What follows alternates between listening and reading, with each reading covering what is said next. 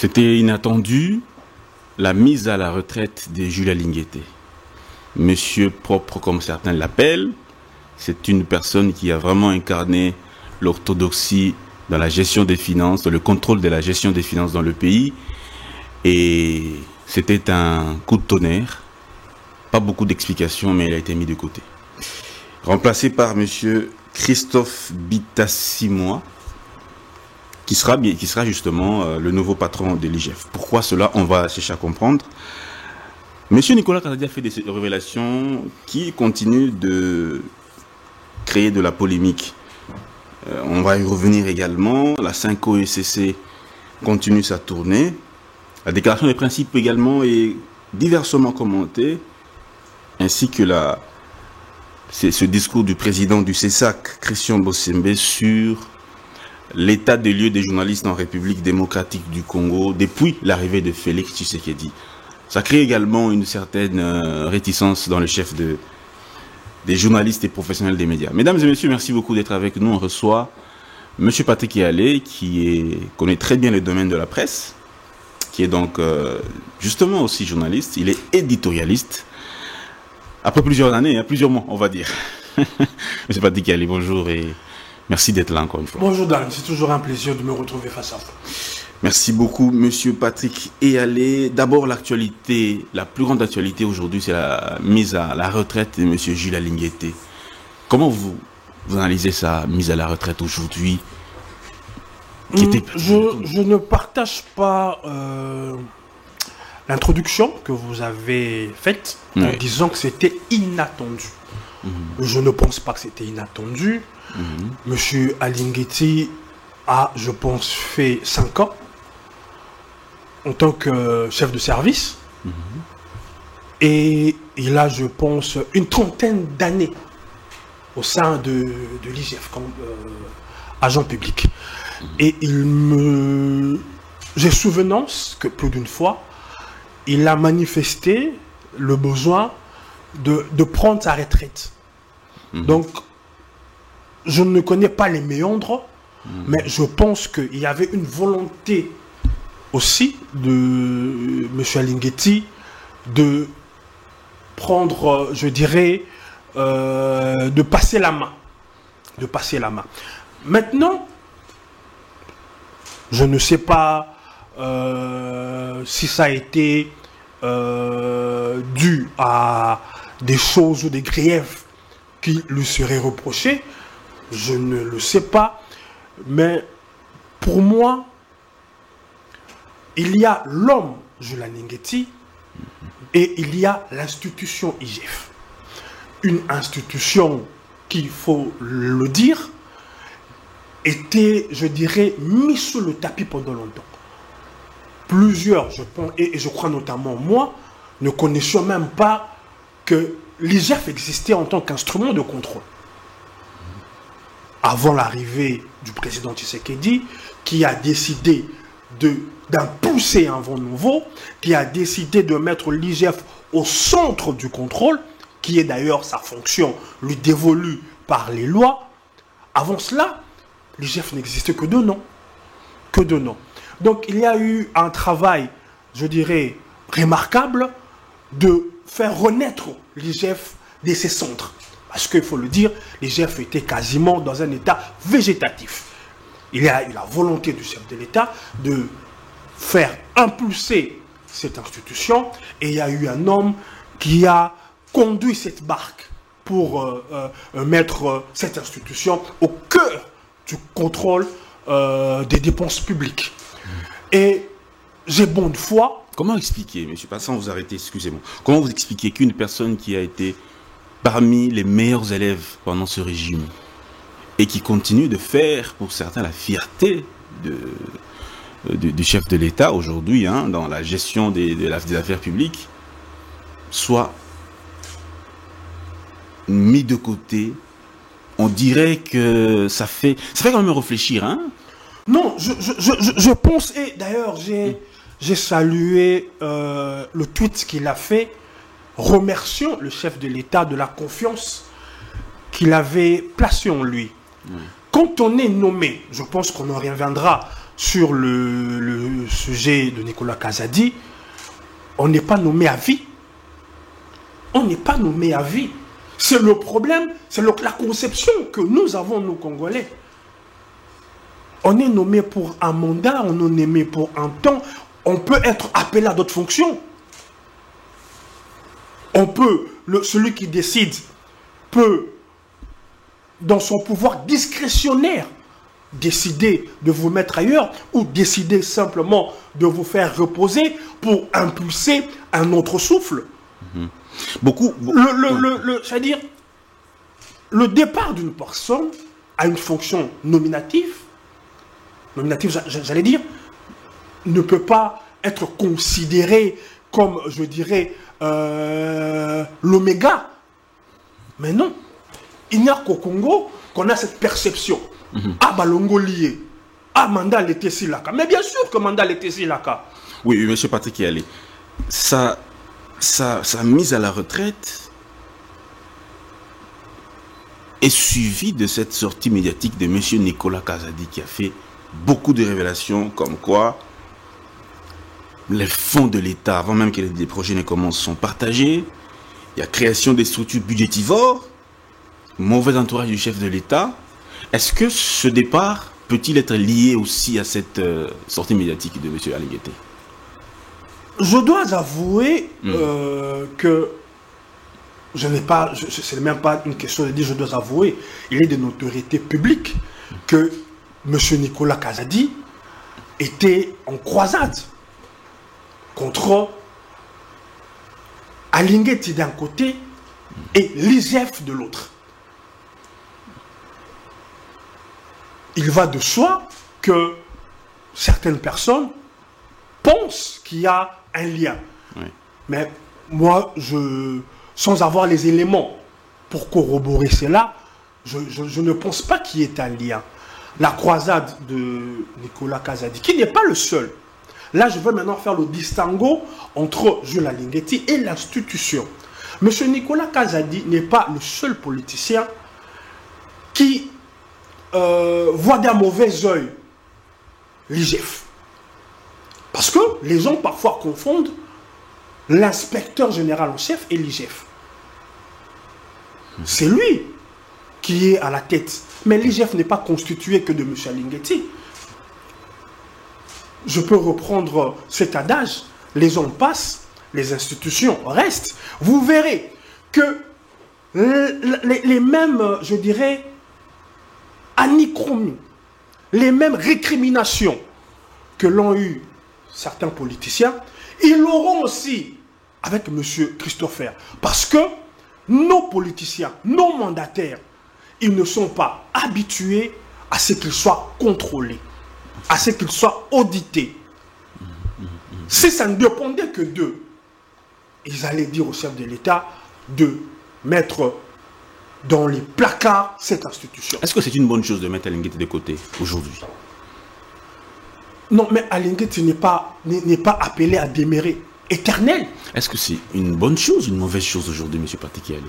Parce que pendant que nous savons que pas... Non. Alingueté a... L'IGF a existé avant Alingueté, même si elle était devenue inopérante. Ce n'était pas du fait des agents de l'IGF, c'était du fait de l'exécutif. C'est-à-dire, autant que l'IGF existait avant Alingueté, il a fait son temps, il a marqué son époque. Je pense que l'institution demeurera, parce que comme je vous ai dit, les ans passent. Mais l'institution est appelée à être perpétrée. Et j'ai bonne foi, parce que celui qui vient d'être nommé, j'ai regardé son CV, il n'est pas né de la dernière pluie. Il a aussi une longue carrière. Il va apporter, je le crois bien, sa touche, son style. Mais le travail de l'IGF, ce travail qui consiste à traquer les voleurs, continuera à déranger ceux qui sont dans les magouilles, continuera à déranger des fripouilles, permettez-moi le terme. Et M. Christophe, je crois qu'il est préparé à recevoir des attaques comme son prédécesseur. Donc le problème, ce n'est pas Alingueté. parlant de M. Nicolas Kazadi, le problème, c'est cette institution qui dérange. Et j'ose croire que la justice, parce que il faut le reconnaître, que sous l'ère Alinguetti, plusieurs dossiers, pour ne pas dire tous les dossiers, plusieurs dossiers n'ont pas connu la fin qu'elle aurait dû avoir. Du fait de la justice. Du fait, je pense, de la justice. D'accord, monsieur Patrick Yalé, parlons maintenant de cette sortie médiatique de Nicolas Kazadi qui a dénoncé essentiellement plusieurs choses. Maintenant, on va résumer en 3. Mauvais entourage du chef de l'État, création des structures presque inutiles, mais qui sont budgétivores, et puis partage des fonds des projets avant même que ces projets-là ne soient entamés. Est-ce que vous partagez les points de vue de Nicolas Kazadi? Avant d'aborder et de donner mon point de vue sur les accusations de M. Nicolas Kazadi, j'aimerais d'abord m'appesantir sur la personne de Nicolas Kazadi.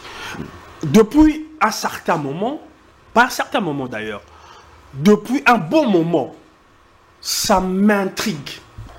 Il a une forme d'outrecuidance qui me laisse souvent perplexe. Je vais vous ramener en arrière. C'est M. Nicolas Kazadi qui a tenté de jeter le discrédit sur l'institution CENI, sur la personne de Denis Kadima. Vous vous souviendrez de l'affaire des 4x4 qui devait être doté à la CENI. Monsieur Nicolas Kazadi est passé sur les antennes pour faire passer Monsieur Denis Kadima, la CENI, pour des fripouilles. Vous vous souviendrez je me souviens de ça. De cette polémique-là. Mais alors que dans le fond, quand on a gratté, on s'est vite aperçu qu'il voulait imposer à la CENI, à Denis Kadima plus précisément, que celui-ci accepta de prendre les 4x4 provenant de, je dirais, du concessionnaire qui n'était autre que le petit frère de Nicolas Kazadi. Monsieur Denis Kadima, ayant simplement dit que on devait suivre la procédure de passation de marché et que le plus offrant devait être celui qui devait servir le personnel de la CENI des 4x4, cela a irrité M. Nicolas Kazadi qui est passé pour livrer toute cette institution à la vindicte. J'étais déjà étonné de cette façon de faire en tant que dirigeant. Vouloir comme ça mettre à la place publique et surtout défausser. C'était défausser, les livrer comme ça avec autant de bagou. Je dis pour un homme d'État, ça m'avait fort questionné. Pourquoi ça m'avait fort questionné? Parce que dans la suite de temps, je ne sais pas si il se sentira trahi du fait que je raconte cette petite anecdote, mais bon, je la raconte quand même. Vous savez, quand le ministre Boudimbo est aux hydrocarbures, on a connu des séries où il n'y avait pas du carburant dans les stations.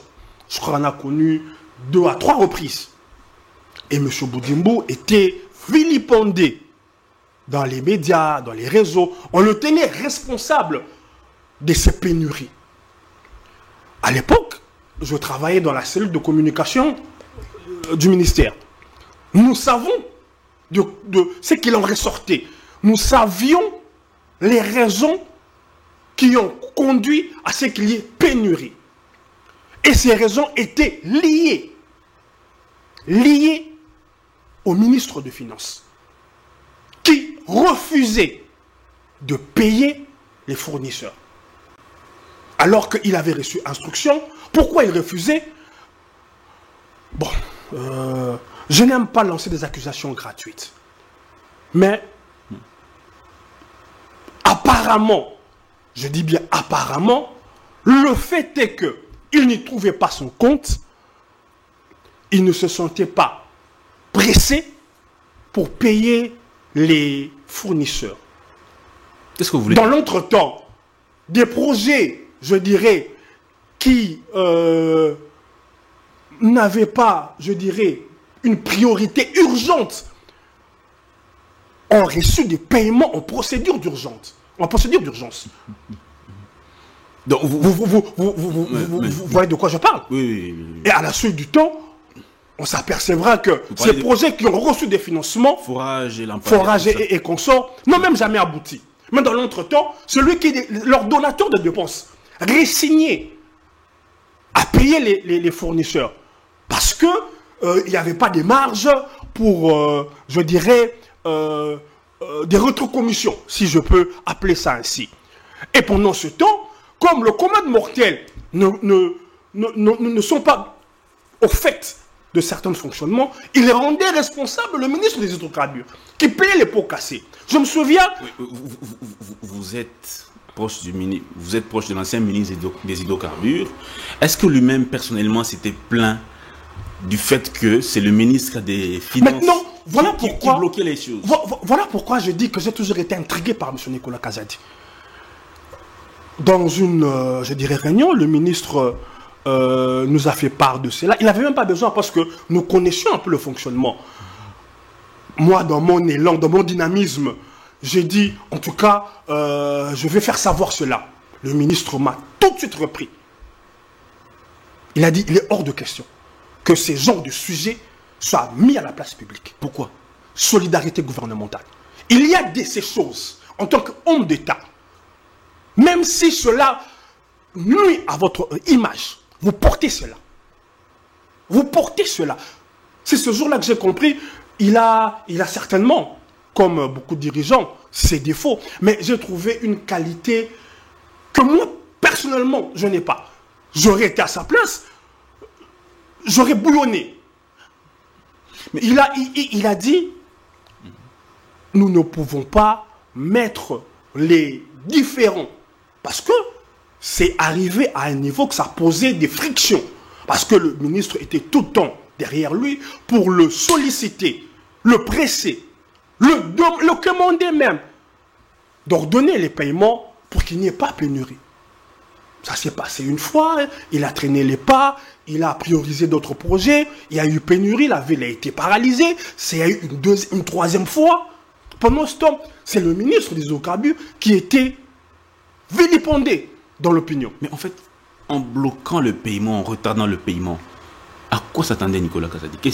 Quel était son mobile, sa motivation? Non, j'ai fait une tribune où j'explique, là, vous savez, quand le président est élu, je fais une émission avec M. Zontoto sur Télé 50 que je salue. Oui. Il me demande quels sont les défis majeurs du président. Quels seront ces défis majeurs? J'ai dit, il n'aura qu'un seul défi qui conditionnera son mandat. C'est les personnes à qui il donnera la confiance pour conduire certains ministères, certaines entreprises. J'ai dit, tout se passera dans le profil des personnes qu'il nommera. Dans les profils, les gens ont toujours tendance à privilégier la compétence. Ce n'est pas une mauvaise chose. Il faut être compétent. Il faut être compétent, bien sûr. Mais au-delà de la compétence, il y a d'autres facteurs qui entrent en compte et qui doivent être pris en compte. La capacité d'une personne à faire preuve de loyauté. Je ne parle pas de loyauté, je dirais aléatoire. Loyauté aux institutions. Nicolas Kazadi n'a pas été loyal. Quand on a été aux affaires, oui. Quand on est aux affaires, ou quand on a été aux affaires, il y a des choses qu'on s'interdit de dire. De dire sur la place publique. Alors, il y a des sujets qu'on n'aborde pas sur la place publique. Et j'ai eu à l'expérimenter avec le ministre des Hydrocarbures. Vous savez qu'il a été même, M. Boudimbu, à un moment arrêté par l'ANER. Et les gens ont dit ce qu'ils pouvaient dire. Alors que nous connaissons le fond du sujet. Et qu'une certaine presse qui a été financée pour accompagner cette arrestation en disant des carabistouilles, alimenter l'opinion, il nous a dit, je ne pense pas qu'il est de l'intérêt du gouvernement, du président de la République, que vous, mes collaborateurs, alliez rétablir la vérité.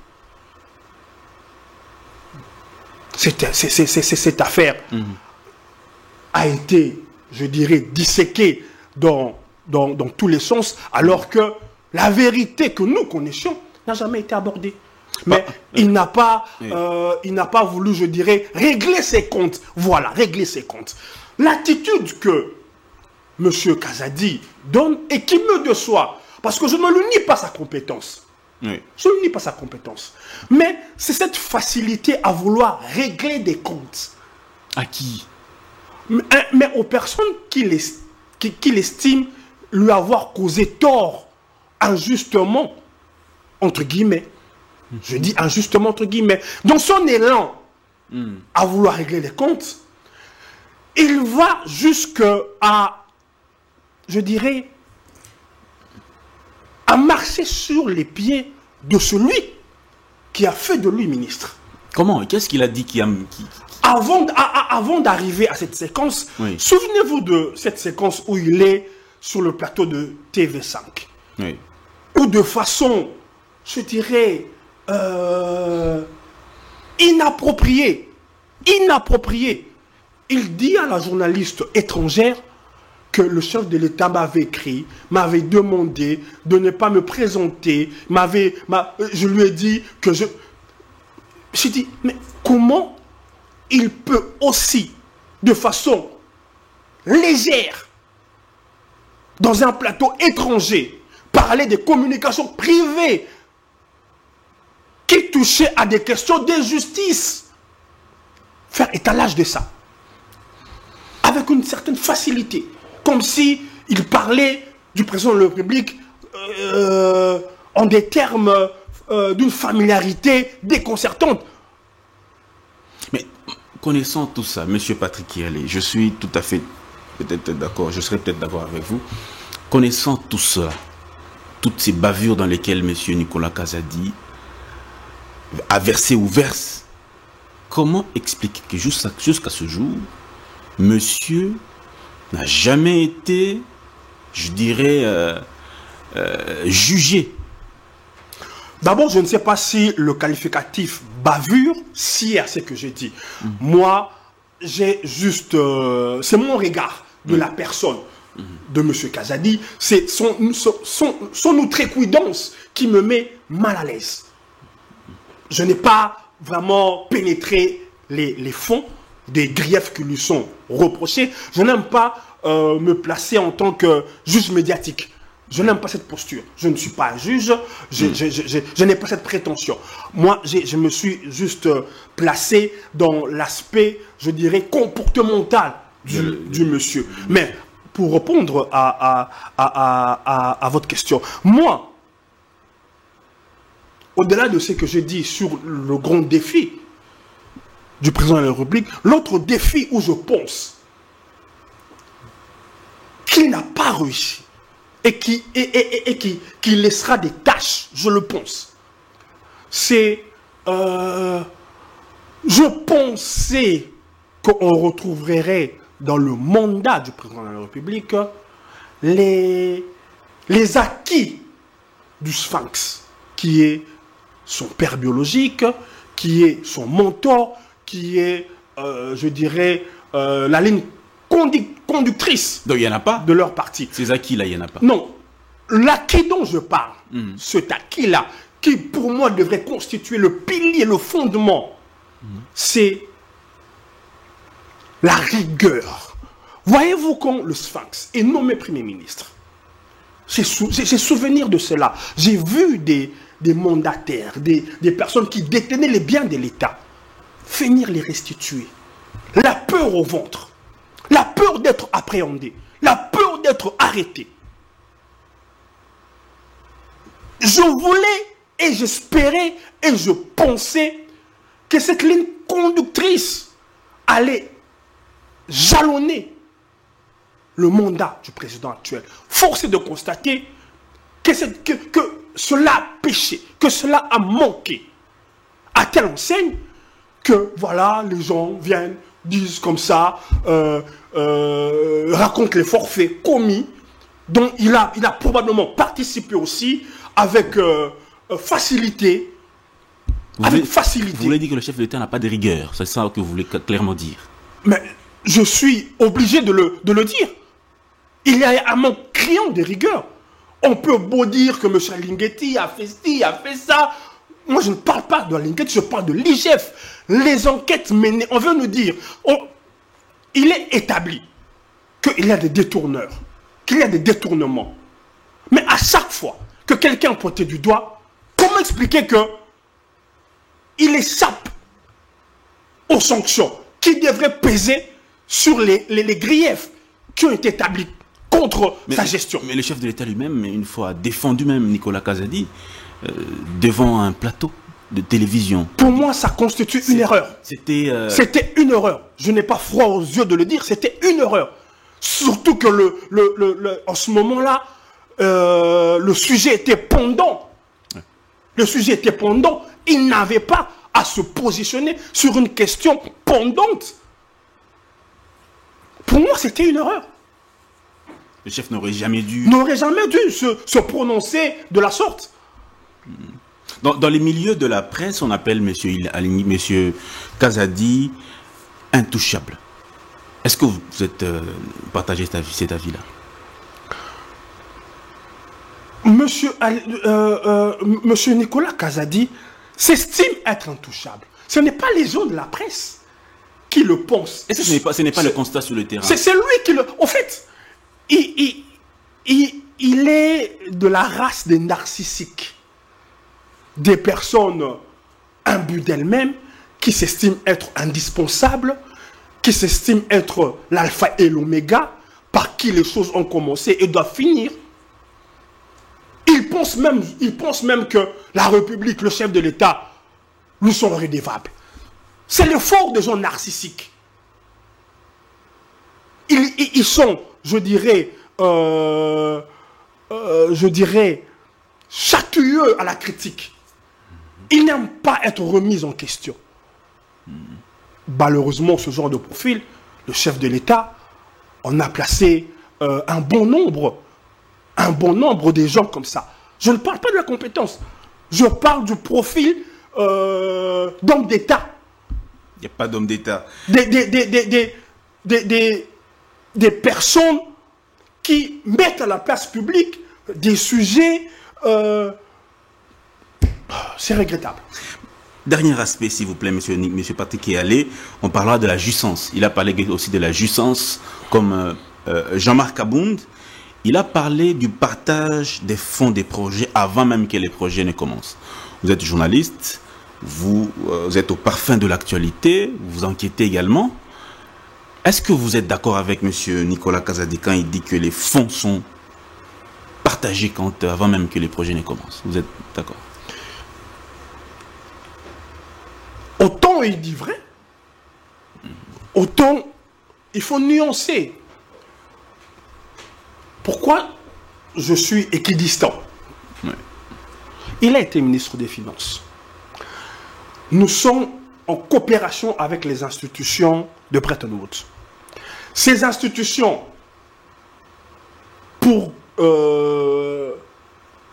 qu'ils vous accordent des financements, oui, vous devez répondre favorablement à des critères, je dirais, stricts. Entre autres, des critères liés sur la gestion des fonds alloués au projet. Et quand il était ministre, il s'est félicité du fait que la FMI, la Banque mondiale, ait accordé des crédits. Et il disait, parce qu'on a réussi à satisfaire à tel critère de gouvernance, à tel... Tu vois un peu là où c'est contradictoire. Cela ne valait que quand lui, il était ministre. Depuis qu'il est parti, tout s'est parti en fumée. Non, c'est pour dire que il y a du vrai, mais il y a aussi beaucoup de mauvaise foi, ou disons de la mauvaise foi. Pourquoi je dis cela? Les projets sont-ils pour, je dirais, pas l'essentiel, mais il y a, c'est vrai, des projets. C'était lui qui était... c'était lui qui... Ordonnateur. Bien sûr. Ordonnateur. Bien sûr. Oui. Il y a des projets qui ont, je dirais, connu des détournements. Mais ce qui est curieux, c'est il tente, lui, de s'exonérer de ces pratiques qui ont eu cours pendant qu'il était ministre des Finances, pendant qu'il était celui qui était chargé d'ordonner que tel projet soit financé. Il y a des projets en amont qui sentaient l'arnaque, mais qui ont été financés.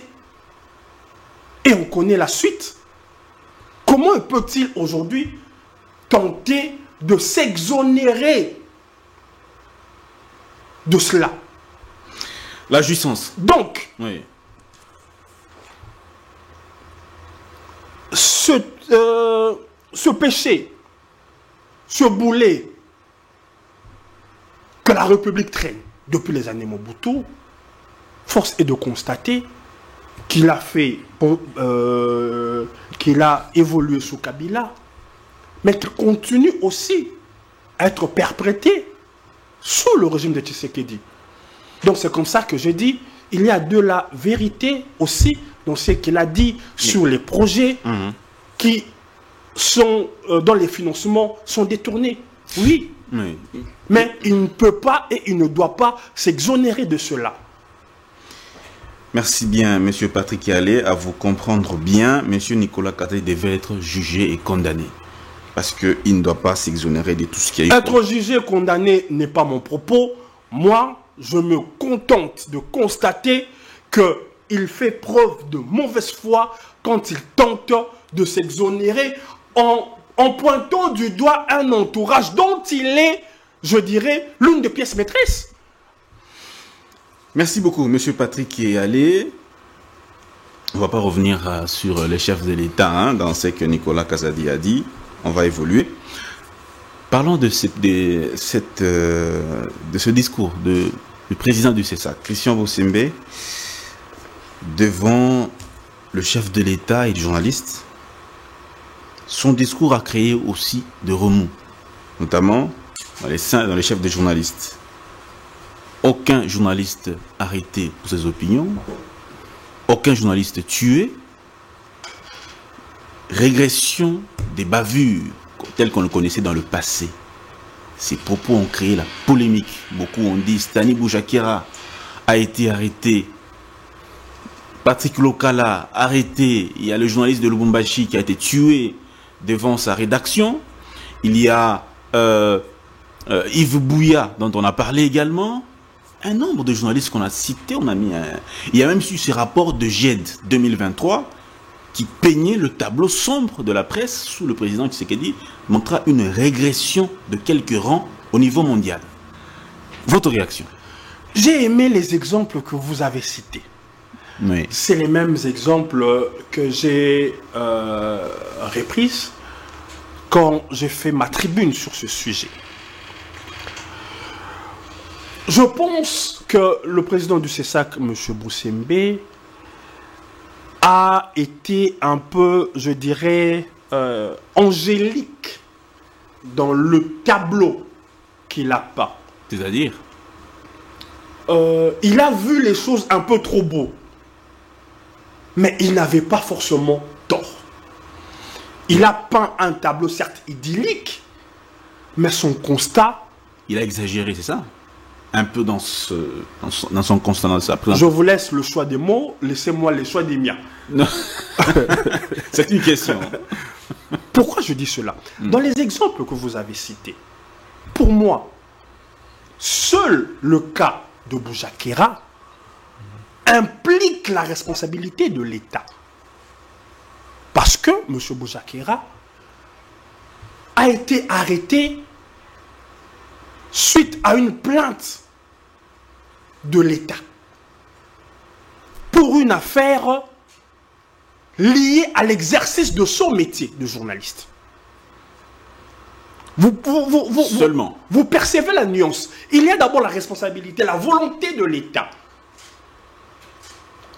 de poursuivre en justice M. Boujakera pour des faits liés à l'exercice de sa fonction. C'est là où je souligne l'implication de l'État dans ce qu'on peut considérer comme une entrave à la liberté, qu'on peut considérer, parce qu'après il faudra regarder les éléments de ce dossier. Mais là n'est pas notre débat. C'est le seul sujet. Les autres cas que vous avez cités,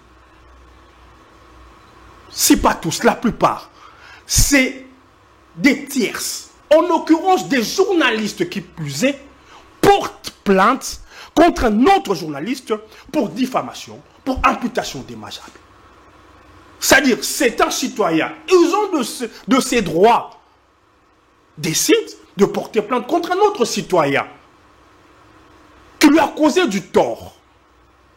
Et les torts donc question ne sont pas consécutifs à l'exercice de la profession. C'était pas pendant qu'il exerçait sa profession, c'était, je dirais, une querelle entre peut-être amis. La chose, par exemple, l'affaire qui a mis M. Bouya en prison. C'est une affaire qui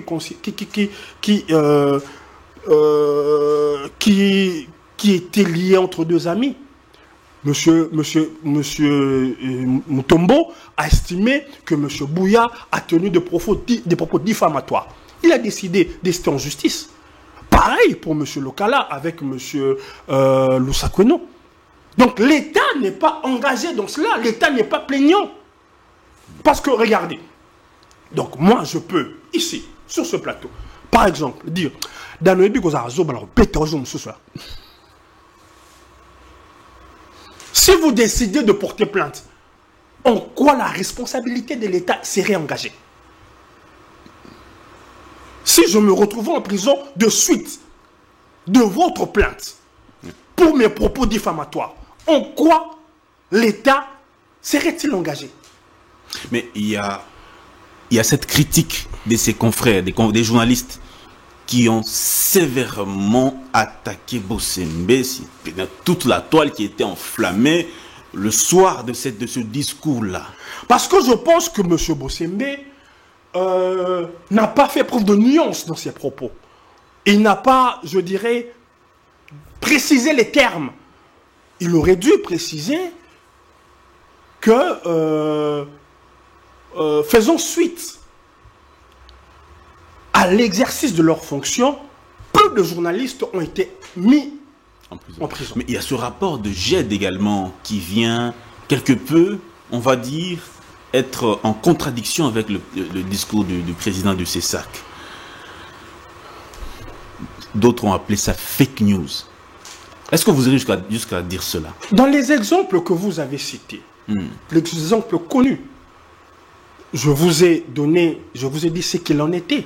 Oui. C'est la réponse, je dirais, il n'y a pas de réponse plus parlante, si vous pouvez me permettre, pour répondre à ce rapport. Je ne dis pas et je ne pense pas que nous sommes dans le meilleur du monde, dans la sphère de la presse. Je ne le pense pas. Mais je crois, comme Bossembe, qu'il y a un léger mieux par rapport à avant. Mais je n'estime pas que c'est encore, je dirais, ce qu'il doit en être. C'est pas une fake news, comme on dit. Non, les propos de Bossembe sont tenables, sont justifiables, quoique, je dirais, il a peint un tableau un peu trop angélique. Parce qu'on risquerait de croire que, voilà, nous sommes dans un monde parfait. Encore que,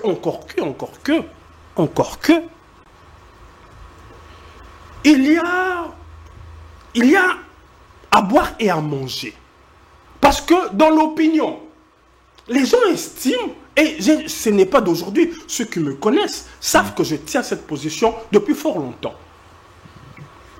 Les gens veulent se donner ou confondent liberté d'expression et liberté de diffamer.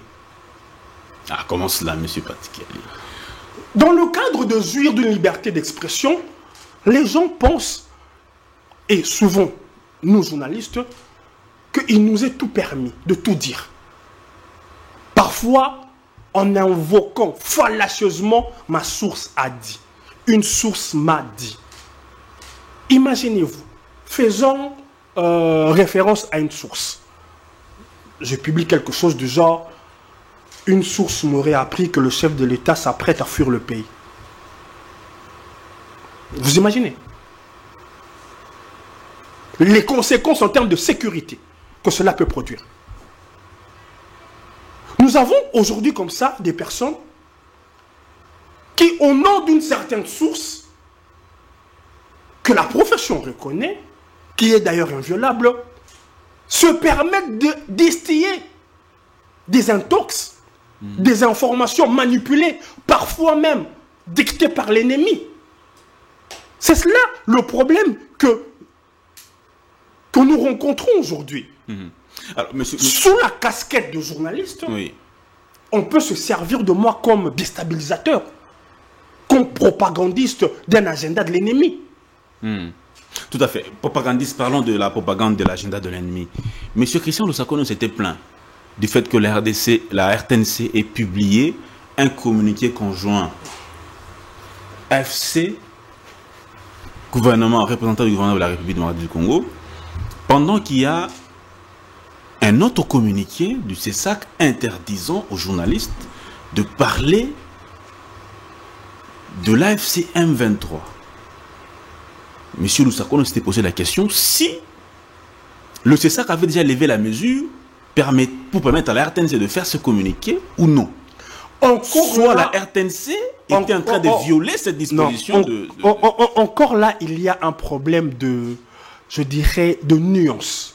Comment ça? Je me souviens que M. Bossembe avait dit qu'il fallait tout d'abord se rassurer quand on parle, quand on divulgue une information liée aux opérations militaires, je dirais, concernant la rébellion, il fallait s'assurer que vous ayez avec vous une personne habilitée à corroborer ces informations. Je me souviens. Si je ne me trompe pas. Oui, il l'avait dit, mais il y a ce communiqué du CESAC qui interdit de parler de l'AFC. Vous ne pouvez pas confondre l'exécutif à nous, journalistes. Nous ne sommes pas sur le même pied d'égalité. Ce qui peut vous être interdit, à vous comme à moi, en tant que journaliste, parce que ce que nous pouvons dire, si c'est en temps de guerre, si ce n'est pas maîtrisé, calibré, vous ne pouvez pas l'interdire au gouvernement qui a toutes les informations, qui a toute cette latitude. On ne peut pas mettre sur le pied d'égalité, je dirais, le rôle d'un journaliste et le rôle du gouvernement. Mais parce qu'aujourd'hui, ça crée une certaine confusion. Les autres médias se disent, mais vu que la RTNC a fait ce communiqué parlant de l'AFC M23, pendant que cette note circulaire du CESAC continue, que font les médias, les autres médias? Cette note, oui, si ma mémoire ne me trahit pas, concernait les opérations sur terrain. Parce qu'à un moment, on a vu, c'était, je pense, après la prise de Goma, oui, on a vu les médias qui allaient dans tous les sens, telle ville est prise, telle localité est prise. C'était, je pense, dans ce moment-là. Et il fallait, je ne sais pas si c'était de bonne loi, mais il fallait normer les choses. Il fallait normer les choses. Aujourd'hui, qu'est-ce qu'on retient? Qu'est-ce qu'on doit retenir pour les autres médias? Peut-on parler de l'AFC M23, oui ou non? C'est ça la question principale. Non. Parler du M23 et parler des opérations, je dirais, sur les champs de bataille, c'est pas tout à fait la même chose. Donner les informations. Les M23 se sont battus avec les FARDC. Ils ont défait les FARDC à tel endroit. Ce n'est pas la même chose que le communiqué dont vous faites allusion. Ce n'est pas tout à fait la même chose. Convenons-nous un peu.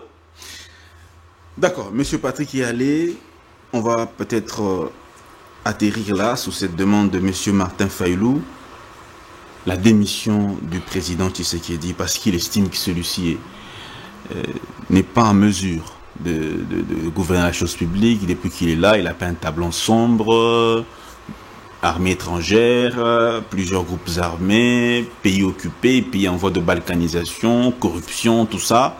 Il a demandé ce qui est le président Tshisekedi démissionne, qu'ils aillent à un dialogue organisé par la 5 ans SCC pour pouvoir décider la suite des choses. Non, vous ne dites pas tout. Dans ce qui doit être fait dans ce dialogue, il dit qu'ils doivent aller dans ce dialogue pour décider du sort de Tshisekedi, s'il doit démissionner ou pas. Ce qui est, je dirais, d'une... je voulais utiliser un qualificatif, mais je me retiens. J'en cherche... bon, j'ai trouvé ce qui est totalement ubuesque. Ubuesque.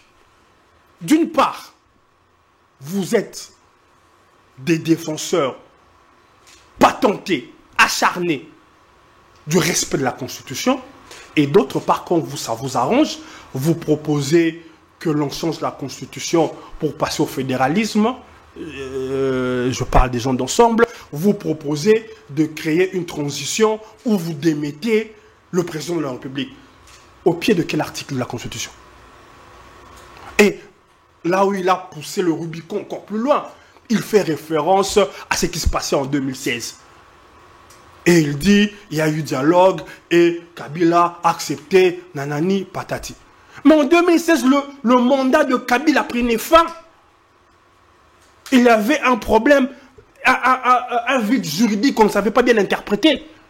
Comment vous pouvez transposer la situation de 2016 où il y avait la fin du mandat du président Kabila, vous la transposez avec cette situation où le président est en plein exercice de son mandat. Et vous dites, vous allez faire un dialogue, vous choisissez 5-6 leaders et vous dites dans ce dialogue-là, vous allez lui demander de démissionner. Et vous allez vous choisir, vous là, vous remplacez les 100 millions de Congolais, vous décidez à notre place que, bon, ça va, on va remettre Kabila comme président. Il n'a pas dit ça. Non, je n'ai pas dit que... Je parle je subodore ce qui peut arriver dans ce dialogue. Kabila encore au pouvoir. Mais pourquoi pas? Il peut venir ce dialogue. Mais le but de ce dialogue, c'est remettre en selle Kabila. Comment Fayulu ne peut pas le savoir? Comment lui, qui il n'y a pas longtemps, disait avec colère, que les personnes qui soutiennent Kabila, qui sont derrière Kabila, sont des sorciers. Comment lui, qui disait que avant qu'il ne dialogue avec Tshisekedi, il doit se séparer de Kabila. On lui pose la question de savoir qu'est-ce qu'il pense de la formation du gouvernement sur l'implication de M. Kabila dans la rébellion.